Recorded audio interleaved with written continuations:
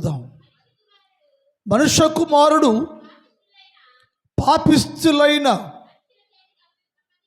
మనుషుల చేతికి అప్పగించబడి సిలువ వేయబడి మూడవ దినమున లేవవలసి ఉన్నదని ఆయన మీతో చెప్పిన మాటను జ్ఞాపకము చేసుకొనుడి అనే విషయాన్ని ధ్యానం చేస్తున్నాం. యేసుక్రీస్తు ప్రభుల వారి యొక్క సిలువను జ్ఞాపకం చేసుకోవాలి అని సిలువ ధ్యానాల్లో చేయవలసిన పని అదే. సిలువ వేయబడ్డారు యేసు ప్రభుల వారు, యేసుక్రీస్తు ప్రభుల వారు నా కొరకే సిలువ వేయబడ్డారు అని ప్రతి విశ్వాసి, ప్రతి మనుష్యుడు యేసుక్రీస్తు ప్రభుల వారు నీ కొరకు చేసిన కార్యాలు జ్ఞాపకం చేసుకోవాలని లేఖనాలు రాయబడి ఉంది. ఇదే మాట రోజు చెబుతున్నాను. ప్రభు బలలోకి పాల్గొన్నప్పుడు యేసు ప్రభుల వారు పస్కా పండుగ రోజున రొట్టె పట్టుకొని ఇందులో పాల్గొన్నప్పుడు, ఇది చేయనప్పుడు ఎల్లా మీరు నన్ను జ్ఞాపకం చేసుకోండి అని చెప్పారు.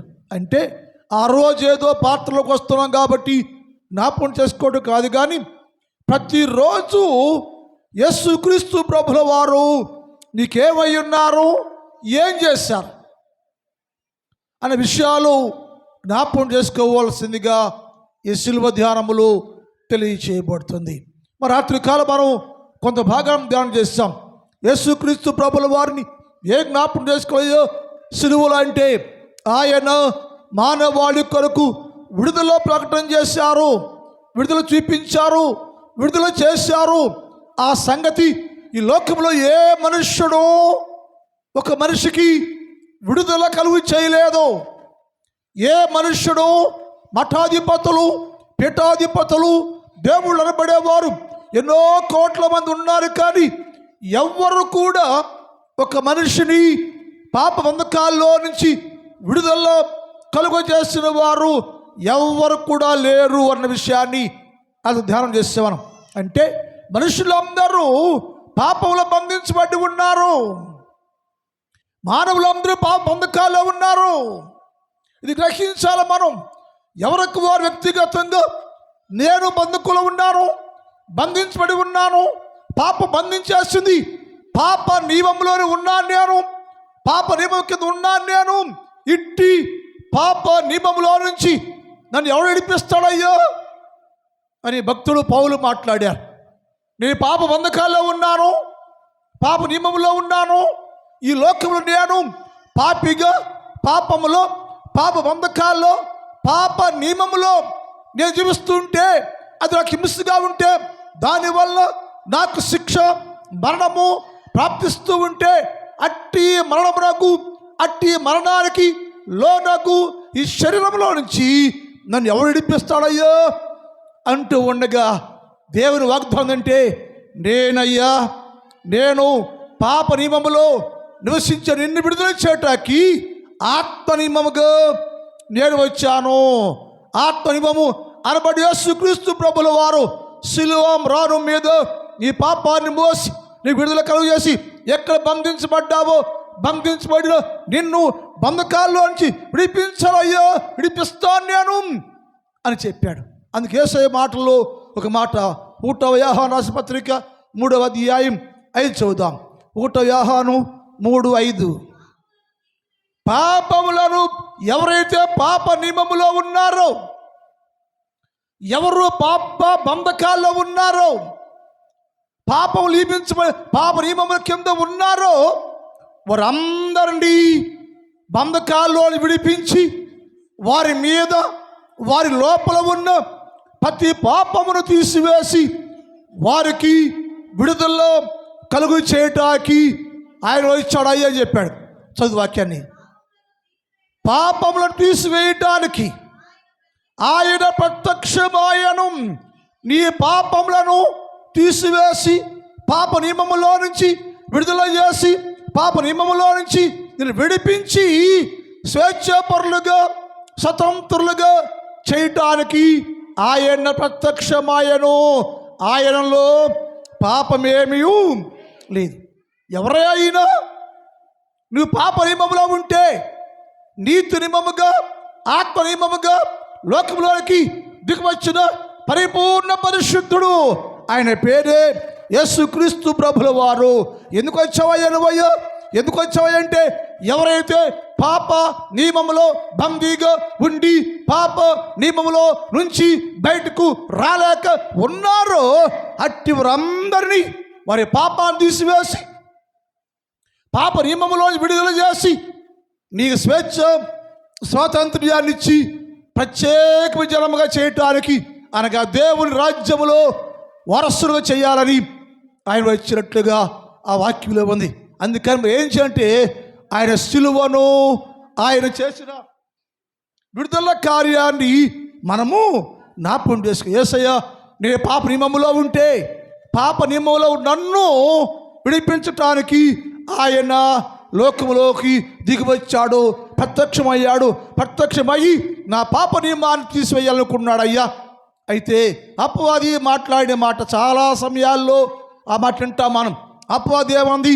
యేసు ప్రభువా, నేను పాప నియమంలో లోకాన్ని పెట్టేశాను, నేను లోకమంతటిని పాప నియమం కింద ఉంచాను, నేను పాపంలో ఉంచాను, నేను వారు వచ్చాయంటున్నావు, విడిపిస్తానంటున్నావు. ఎలా విడిపిస్తావు నీవయ్యా? ఎలా విడిపిస్తావు? నేను పరలోకం దిగి వచ్చి పాప తీసడానికి ప్రత్యక్షమైన దేవుడు నేనంటే అలా ఏం కుదరదు, రుణం చెల్లించాలి అని సాతాను.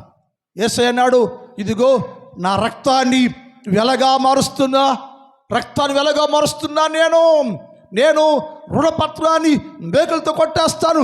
శిలువ రానుపైన నేను ఎక్కుతున్నాను, శిలువ రానుపైన నా ప్రాణాన్ని పెడుతున్నాను.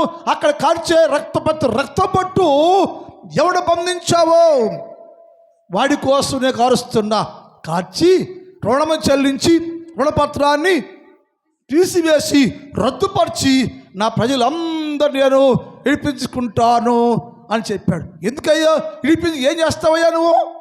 అందరినీ పాప నియమం కింద నుంచి, అపవాదంలో నుంచి, అంధకారంలో నుంచి, చీకటి రాజ్యంలో నుంచి, సాతాను రాజ్యం నుండి అనగా నా రాజ్యంలో నుంచి చీకట్లో లోకములో జీవిస్తున్న మనుషులందరినీ విడిపించి ఏం చేస్తావు నువ్వు?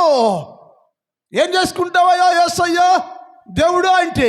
యేసయ్య అన్నాడు, నేను పాప నియమములో అంధకార సంబంధమగు అధికారములో చీకటి సంబంధులుగా పాప సంబంధులుగా పాపములో జీవిస్తున్న లోకమంతటిని ఎవరైతే పాపములో జీవిస్తున్నారో అనగా అంధకార సంబంధమగు అధికారంలో జీవిస్తూ ఉన్నారు అట్టి వారందరినీ అట్టి అంధకారపు అధికారములో నుంచి విడిపిస్తాను. ఏం చేస్తావయ్యా అంటే కొలస్సీ పత్రిక 1వ అధ్యాయం 13 చూద్దాం. ఆయన మనలను అంధకార సంబంధమైన గమనించాలి. ఆయన మనందరినీ అనగా మనందరము అంధకార సంబంధమగు అధికారములో ఉంటే, చీకటి సంబంధమగు అధికారములో ఉంటే, సాతాను సంబంధమగు అధికారములో ఉంటే, అక్కడే మగ్గిపోతూ ఉంటే అనగా పాప నియమములో నిలబడి ఉంటే, పాప నియమంలో నిలిచిన లోకమంతటిని అన్నాడైనా ఆయన అనగా యేసుక్రీస్తు ప్రభుల వారు ఆత్మ నియమం అనబడే దేవుడు. ఆయన ప్రస్తుత అంధకార సంబంధమగు అధికారములో నిలబడిపోయి ఆ నియమములో ఉండి బయటికి రాలేక ఉంటున్న వారందరూ నేను ఏంటంట అంధకార సంబంధమైన అధికారములో నుంచి విడుదల చేసి తాను ప్రేమించిన కుమారుడు యేసుక్రీస్తు ప్రభువు తండ్రి మాట్లాడే మాట, నేను నా ప్రియ కుమారుని లోకానికి పంపించాను, నీ కుమారుని లోకానికి పంపించాను. నా లోకమంతా ఆయనదే, రాజ్యము ఆయనదే, రాజ్యాధికారి ఆయనే. నాకు రాజ్యం ఉంది, రాజ్యం ఆయనదే, రాజ్యానికి ఆయన అధికారి. ఆ రాజ్యాధికారంలోకి ఆయన తాను ప్రేమించిన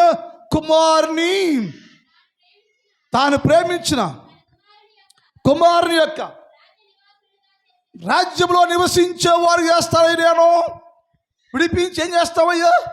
విడిపించి ఏం చేస్తావంటే విడిచిపెట్టేసి లోకములో అభాగ్యులుగా వదిలేయి. నేను లోకములో నుంచి విడుదల చేసి విడిపించి వారిని అభాగ్యులుగా వదిలేయి. నేను ఏం చేస్తావయ్యా అంటే నా రాజ్యంలో వారసులుగా, నా రాజ్యానికి వారసులు చేస్తారు. ఎవరు రాజ్యానికి వారసులయ్యా?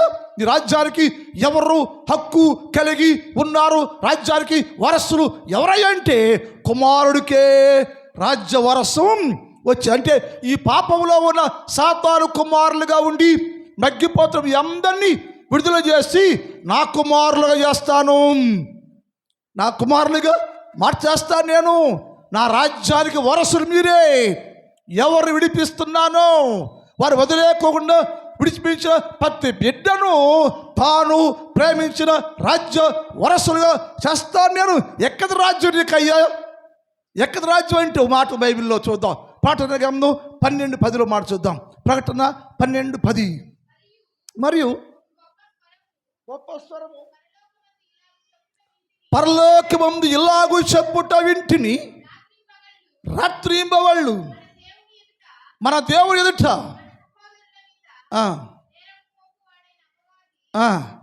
పడద్రోయబడ్డాడు అనగా కనుక ఇప్పుడు రక్షణయు శక్తియు రాజ్యమును దేవుని వాయు అనగా యేసుక్రీస్తు ప్రభు వాయను. ఏదంట? రక్షణ, శక్తి, దేవుని రాజ్యము ఆయన అయిపోయింది. ఎవరైనా యేసు కుమారుడు అనబడే యేసుక్రీస్తు ప్రభుల వారి రాజ్యం అయిపోయింది. నా రాజ్యములోకి నేను ఎవరు విడుదల చేస్తున్నానో, ఎవరిని విడిపిస్తున్నానో, పాప నియమములో నుంచి ఎవరు వదిలిస్తున్నానో, విడిపిస్తున్నానో వారిని నేను నా తండ్రి రాజ్యము లేక యేసుక్రీస్తు ప్రభు యొక్క రాజ్యములో వారసులుగా చేస్తానయ్యా. సిలువ ద్వారా మీ అందరు విడిపించి మీ అందరిని నేను సిలువ యొక్క నామములో, యేసు ప్రభు నామములో ఆయన రాజ్య వారసులుగా చేస్తానని నేను విడిపించి ఏం చేస్తావంటే నేను స్థాపించుకున్న నాకు రాజ్యం ఉందే, నా రాజ్యంలో ఉండటానికి వారందరినీ ప్రస్తుత అంధకార సంబంధముకు అధికారంలో నుంచి తాను ప్రేమించిన కుమారుడు అనబడే యేసుక్రీస్తు ప్రభుల వారి రాజ్యంలో వారసులుగా, రాజ్య వారసులుగా చేస్తాను. ఆయనకు రాజ్యం ఉందయ్యా. ఆ రాజ్యంలో వారసులు చేయటాకే ఆయన నీ కొరకు సిలువలో వేలాడి ఆయన నిన్ను పాపంలో విడిపించి రాజ్య వారసులుగా చేయటానికి ఆయన నీ కోసం సిలువలో మరణించాడయ్యా. విడిపించి ఏం చేస్తావయ్యా? ప్రశ్నించాడు సాతానుడు. దేవుడు అందరు విడిపించేసి ఏం చేస్తావయ్యా అంటే యేసు సమాధానం, అందరూ నేను నా రాజ్య సంబంధిగా చేస్తానయ్యా. రోమపత్రిక 8వ అధ్యాయం 17 చూద్దాం. రోమ 8:17. మనం పిల్లలమైతే ఎవరంట, మనం ఎప్పుడైతే విడిపించబడ్డామో, విడుదల పొందామో ఏమైపోయామంట? పాపములో నుంచి, చీకటిలో నుంచి, అంధకారములో నుంచి విడిపించబడితే, విడుదల పొందితే ఏమయ్యామయ్యా? మనము పిల్లలమైపోయాం. అపవాది పిల్లలుగా ఉండవు. నీవు యేసుక్రీస్తు ప్రభుల వారు ప్రాణం పెట్టి రక్తం దాచి బంధకాల్లో నిన్ను విడిపిస్తే నీకే స్థానం వచ్చిందంటే పిల్లలమైతే, దేవుని కుమారుడైతే దేవుని రాజ్యానికి నువ్వు వారసులు. పిల్లలమైతే వారసులము అనగా దేవుని వారసులు మనము. క్రీస్తుతో కూడా దేవుని రాజ్యంలో ప్రవేశించటానికి ఆయనతో శ్రమపడితే క్రీస్తుతో నివాసం చేస్తామయ్యా మనం అని అందరూ ఏం చేస్తారంటే పిల్లలమైతే ఆయన రాజ్యానికి వారసులు మనం అని అన్నాడు. ప్రస్తుత అంధకార సంబంధం నుంచి విడుదల చేసి దేవుని ప్రేమించిన కుమారుని రాజ్య వారసులుగా చేస్తానయ్య నేను. ఎవరినయ్యా? ఎవరైతే పాప బంధకాల్లో నుంచి, పాప నియమంలో నుంచి విడుదల పొందారో వారందరూ నా పిల్లలే కదా. నా పిల్లలైతే నేను ఎక్కడుంటానో వారు అక్కడే ఉంటారయ్యా. వారు నా పిల్లలైతే యేసుక్రీస్తు ప్రభుల వారి సమక్షంలో ఆయనతో కూడా కలిసి దేవుని రాజ్యంలో ఉంటారయ్యా. రాజ్య వారసులు వాళ్ళు. వారసులు చేస్తున్నాను నేను. ఒక పాపిని రక్షించుకున్నాను, ఒక పాపి విమోచించుకున్నాను, పాపి విడిపించుకున్నాను. ఎందుకయ్యా అంటే నా రాజ్య వారసులుగా చెయ్యాలి. చేయటాకే అంటే నువ్వు పిల్లలమైతే ఎప్పుడు రక్షించబడ్డావో, యేసుక్రీస్తు ప్రభుల వారు బంధకాల నుంచి విడిపించాడో ఆ రోజునే సిలువ నిన్ను విడిపిస్తే, ఆ సిలువ విడిపించిన వెంటనే నువ్వేమయ్యావంటే కుమారులుగా, పిల్లలుగా మార్చబడితే ఆ పిల్లోడు దేనికి వారసుడు అంటే దేవుని రాజ్యానికి వారసుడు. అంటే ఒక పాపికి నా దేవుడు పరలోక రాజ్యంలో ప్రవేశించే వారసునిగా చేశాడు. అది సిలువ ధ్యానం. అందుకని ఏం చేయాలంటే, దేవా నేను పాప నియమంలో ఉంటే నన్ను విడిపించావయ్యా, విడిపించడమే కాకుండా నీ కుమారుడిగా చేసావయ్యా, నీ కుమారుడు స్థానం ఇచ్చావయ్యా, అంతేకాకుండా అయ్యా నీ రాజ్యానికి వారసుడిగా చేసావయ్యా. దేవుని రాజ్యములో వారసత్వం కావాలి మనకి. నీకు అది ఎన్నడూ పొందుకోలేవు నువ్వు. కానీ యేసు ప్రభుల వారు నిన్ను ప్రేమించి, నిన్ను దర్శించి, నీకోసం దిగివచ్చి, నీకోసం సిలువలో ప్రాణం పెట్టి, అంధకార సంబంధంలో జీవించే నిన్ను విడిపించి నీకు స్థానం. ఏమిటి ఆ స్థానం అంటే పిల్లలు, కుమారులు అనే స్థానం ఇచ్చి నీకు యేసుక్రీస్తు ప్రభు రాజ్యంలో స్థానం కల్పించను, స్థలము కల్పించను, వారసులు చేశాను.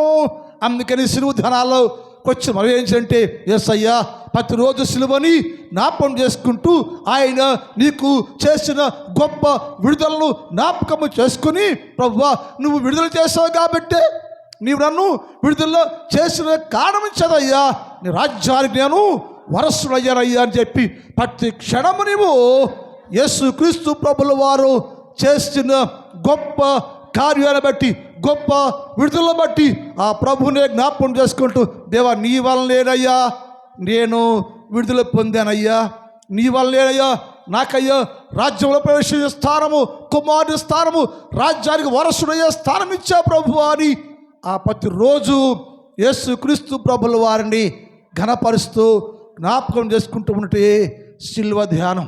కానీ మానవ లోకం ఆచారంగా, అలవాటుగా, నామకార్థంగా 40 రోజులు మాత్రమే యేసు ప్రభు పాటలు పాడి ప్రార్థన చేసి ఆ తర్వాత నాలన్నీ కూడా లోకంలోనే మరలా పాప నియమానికి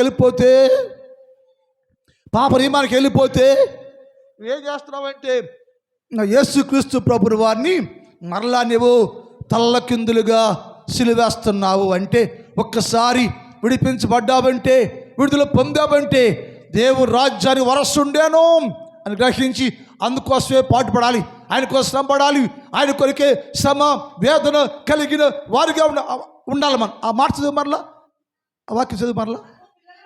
మన పిల్లలమైతే ఒక చదవండి, మన పిల్లలమైతే వారసులము అనగా దేవుని వారసులము క్రీస్తుతో కూడా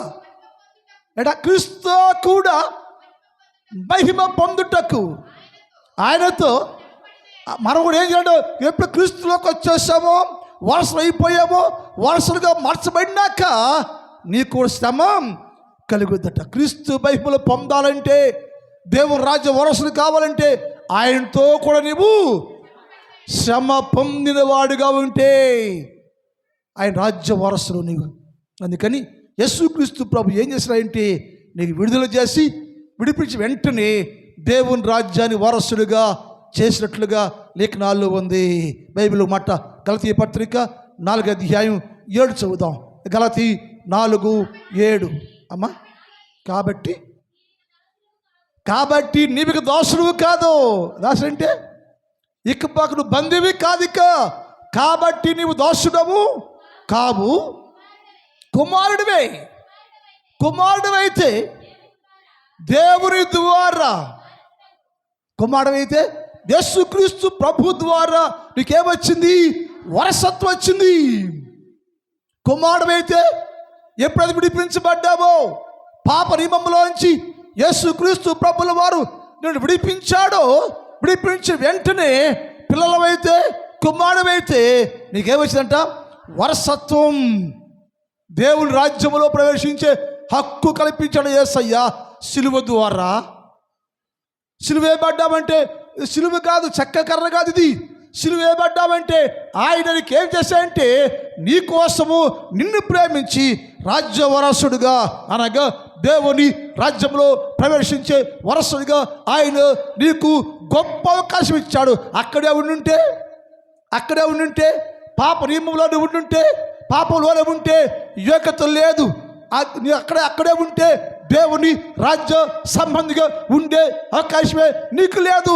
అయితే ఘోర పాపివి అనబడే నిన్ను యేసయ్య ప్రేమించి స్నేహించి విడిపించి నిన్ను యోగ్యత లేని నిన్ను, అర్హత లేని నిన్ను, పాపిగా జీవించే నిన్ను, పాప నియమంలో బతుకుచున్న నిన్ను, నీ శరీరాన్ని పాపానికి అమ్ముకుని జీవించే నిన్ను యేసు ప్రభుల వారు ప్రేమించి కరుణించి ఆయన పిల్లలుగా చేసుకొని పిల్లలైతే వారసులు. దేనికి వారసులు?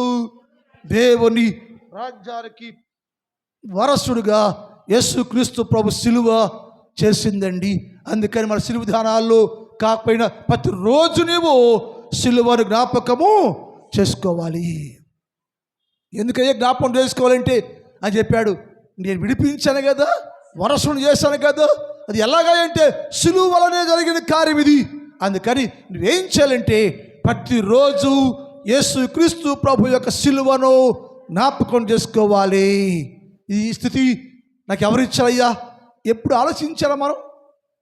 ఇన్ని సంవత్సరాల్లో నేను పాపంలో బందీగా ఉండాను, నేను నా ప్రభు విడిపించాడు కాబట్టి ఆయన కొరకు జీవిస్తానయ్యా, నేను ఆయనలోనే బతుకుతాను, నేను ఆయన కొరకు బతుకుతూ ఉంటాను, నేను ఆయన నన్ను ఒక స్థాయి ఇచ్చాడు అని ఆయన కొరకు జీవించే క్రైస్తవులు ఎంతమంది భూలోకములో ఈ పండగ అయిపోతే అంత మామూలే ఆచారమే, అలవాట్లే, లోకములో పాపములో జీవిస్తున్నాం మనం. అందుకని యేసు ప్రభుల వారికి మహిమ రావటంలో నిన్ను బట్టి ఇప్పుడే గ్రహించాలి. ఈ సిలువ ధ్యాన కోటునే సరే, ఈ సిలువ ధ్యానాలైనా సరే, ప్రభువా నేను పాపంలో నియమంలో ఉంటే నన్ను ప్రేమించి విడిపించా కదా ప్రభువా, కాబట్టి నన్ను రాజ్య వారసుడిగా చేశావు, కాబట్టి ఇక్కడి నుంచి నేను నీ రాజ్యానికి వారసుండేను, నీ రాజ్యంలో ఒక సభ్యుడినేనయ్యని ఆయనలాగా జీవించటానికి ప్రయత్నించాలి. మరొక మాట 2వ పేతురు పత్రిక 1వ అధ్యాయం 11వ వచనం. 2వ పేతురు పత్రిక 1వ అధ్యాయం 11వ వచనం. అమ్మా, మీరు ఇట్టి క్రియలు చేయువారైతే, ఎట్టి క్రియలు విడుదల పొందాను నేను.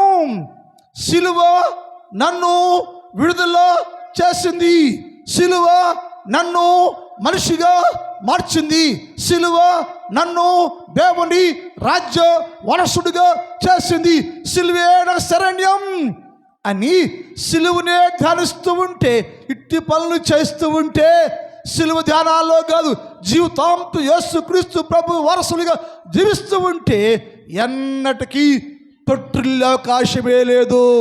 మానవుడా, తొట్టిల్లిపోతున్నావు, పడిపోతున్నావు, పాడైపోతున్నావు, జారిపోతున్నావు.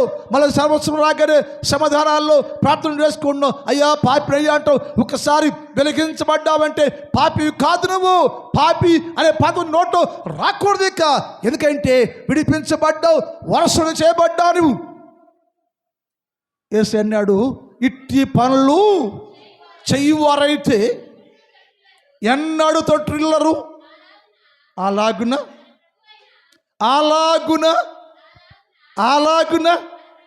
మన ప్రభువును రక్షకుడైన యేసుక్రీస్తు ప్రభుల వారి యొక్క నిత్యరాజ్యములో ప్రవేశము నీకు కలుగుద్దయ్యా. అట్టి వారి జ్ఞాపకం చేసుకుంటూ, సిలువనే జ్ఞాపకం చేసుకుంటూ విడిపించబడ్డాను నేను. సిలువ అనే యేసుక్రీస్తు ప్రభుల వారు నాకు విడుదల కలుగు చేశారు కాబట్టి ఆయనతోనే ఉంటే, దాన్ని జ్ఞాపకం చేసుకుంటూ ఉంటే, తొట్టిల్లకుండా నిన్ను కాపాడుకుంటూ ఉంటే, ప్రతిరోజు నీ జీవితాన్ని క్రీస్తు యేసు సిలువ వైపు చూపిస్తూ ఉంటే నీకు దేవుని రాజ్యములో ప్రవేశము కలుగును. ప్రార్థన. టైం అయిపోయింది. మా గనుడైన తండ్రి, నీ పాదములకు స్తోత్రాలు. పరిశుద్ధుడవైన దేవ, నీకే స్తుతి స్తోత్రాలు తెలియజేస్తూ ఉన్నాను. ఈ రాత్రి కాలములో మీరు మాతో మాట్లాడారు తండ్రి. సిలువను జ్ఞాపకం చేసుకోండి అని చెప్పారు. మీరు సిలువను జ్ఞాపకం చేసుకోమంటున్నావు ఎందుకయ్యో అంటే, ప్రభువా, నేను అంధకార సంబంధములో మగ్గిపోతూ పాప నియమములో ఉన్న మీ అందరిని నేను విడుదల కలుగు చేశాను, విడిపించాను, నా రాజ్య వారసులుగా చేసుకున్నాను అని చెప్పావయ్యా. అది మేము గుర్తెరిగి నీ కొరకే జీవితాన్ని జీవిస్తూ శిలువ ధ్యానాల్లో మమ్మల్ని మేము పరీక్షించుకుంటూ నీ కుమారులుగా నీ కుమార్తెలుగా మేము జీవించే భాగ్యమును దయచేయండి. ఈ రాత్రి కాలంలో ఈ స్థలములో మోకరించిన ప్రతి బిడ్డలు మీరు దీవించండి. చిన్నవారు, పెద్దవారు, స్త్రీలు, పురుషులు, యవనస్తులు, వృద్ధులు అందరిని ప్రతి బిడ్డ దర్శించయ్యా. ప్రతి బిడ్డ తండ్రి ఆత్మనియమ చేత నింపబడి నీ రాజ్యానికి ప్రవేశించకు సహాయం చేయండి. నా సంఘాన్ని కూడా దీవించండి. నా సంఘంలో ఉన్న ప్రతి కుటుంబాన్ని మీరు దీవించండి. ఏ కుటుంబానికి ఏది కావాలో, ఏ మేలు కావాలో, ఏ సహాయం కావాలో సహాయం చేయండి. అలాగే ప్రభువా, పరీక్షలు వస్తున్న ప్రతి బిడ్డను దీవించండి. మరి పరీక్షల్లో తోడుగా ఉండండి. ప్రతి సబ్జెక్టులో ఫస్ట్ ర్యాంకులో పాస్ అయ్యే భాగ్యము దయచేయండి. అలాగే ప్రభువా, వ్యవసాయం చేస్తున్న ప్రతి వ్యవసాయదారుడయ్య మీ నాములు మంచి పంటలు కూర్చుకోవటకు సహాయం చేయండి. అలాగే బలహీనగా ఉండి ఉన్నట్టు ప్రతి రోగిని మీరు తాకండి. ప్రతి బలహీనను తాకండి, స్వస్థపరచండి, బాగుపరచండి, బలపరచండి, మంచి ఆరోగ్యాలతో నింపండి. రేపు ఆదివారం పరిశుద్ధారాధన కార్యక్రమాన్ని క్రమంగా మర్యాదగా నీ మహిమకర జరిగించండి. మీరు మహిమ పొందుకోరమని యేసు వారి పరిశుద్ధ నామములో ప్రార్థిస్తున్నాం తండ్రి.